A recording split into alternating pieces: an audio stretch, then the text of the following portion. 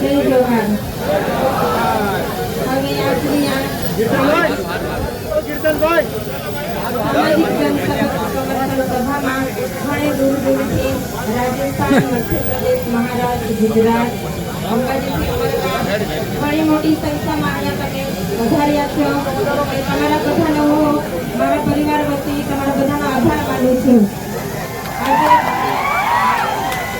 આજે જ્યારે હું એકલી છું, તમે બધા મારો હાથ મજબૂત કરવા માટે આજે મારી સાથે આવીને ઉભા રહ્યા છો. વરસાદના દિવસો છે, કામના દિવસો છે, છતાં પણ તમારો ટાઈમ કાઢીને તમે અહીંયા મારી સાથે આવીને આજે મારો દુઃખનો ટાઈમ છે તો તમે મારા દુઃખમાં ભાગીદાર બન્યા છો. એટલે આવી જ રીતે તમે મને સાથ સહકાર આપતા રહેશો એવી હું તમારી આશા રાખું છું. તમારી પાસેથી અપેક્ષા વ્યક્ત કરું છું. હું હવે એકલી છું, મારો પરિવાર જેલમાં છે અને મારે ઘરે બાળકો પણ છે, છતાં પણ તમે બધા મને સાથ સહકાર આપો છો એટલે હું હિંમત રાખું છું. મારા મનોબળને મજબૂત કરો છો તમે. એટલે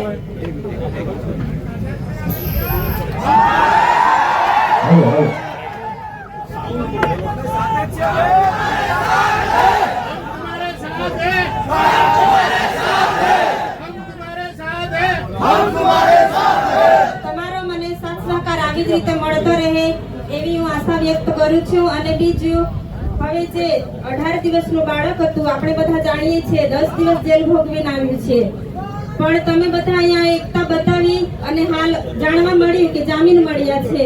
તો આવી જ રીતે બીજા અન્ય લોકો પણ છે, આપણા ધારાસભ્ય પણ છે, એ લોકોને પણ આપણે આવી જ રીતે બહાર લાવવાના છે ટૂંક સમયમાં. એટલે જ્યાં સુધી ન્યાય ના મળે ત્યાં સુધી આપણે આપણી લડત ચાલુ રાખવાની છે. એટલે તમે બધા ન્યાયની લડતમાં મારી સાથે રહેશો અને મારા પરિવારને સાથ સહકાર આપશો એવી હું આશા રાખું છું. હવે જ્યારે તમે બધા સાથ સહકાર આપશો એવી હું આશા રાખું છું. જ્યારે હું મુલાકાત માટે જઈશ તો હું ધારાસભ્યનું મનોબળ વધારવા માટે દરેક સમાજના લોકો, આપણા ત્યાં પ્રોગ્રામ હતો, દરેક સમાજના લોકો તમારી લાગણી, તમે જે લડો છો તે લડાયકને માન આપીને બધા જ અહીંયા પધાર્યા છો એવું હું તમારા બધા વતી ત્યાં મેસેજ પહોંચાડીશ. અને જલ્દીથી જલ્દી ન્યાય મળે એવી આપણે બધા આશા રાખીએ. હવે અંબાજીથી ઉમરગામથી પણ ઘણા લોકો પધાર્યા છો. એટલે જ્યાં પણ લોકોને જરૂર પડી છે ત્યાં ધારાસભ્ય પોતાના પરિવારની ચિંતા કર્યા વગર, જેલોની ચિંતા કર્યા વગર હર હંમેશા આગળ આવીને ઉભા રહે છે. એટલે આજે તમે બધાએ તાકાત બતાવી છે, એટલે આવી જ રીતે તાકાત બતાવજો. મારું પણ મનોબળ મજબૂત કરજો. એટલે જે જેલમાં છે એમનું પણ મનોબળ મજબૂત થશે કે ના, ખરેખર અમે જેલમાં છે છતાં પણ લોકો બધા અમારી સાથે છે, સાથ સહકાર આપે છે, અમને ભૂલી નથી ગયા. અમને ભૂલી નથી ગયા એવું ના થવું જોઈએ.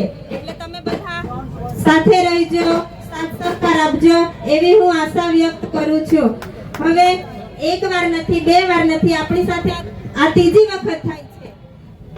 તમે પણ હર હંમેશા સાથ સહકાર આપો છો. જ્યારે પણ હું આમંત્રિત કરું છું કે હું એકલી છું, તમે બધા સાથ સહકાર આપજો, તો તમે બધા ઘણે દૂર દૂરથી અહીંયા પધારો છો.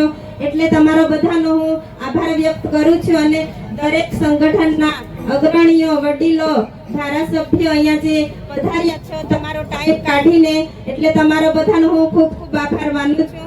આટલું કહીને મારી વાણીને વિરામ આપું છું. આભાર.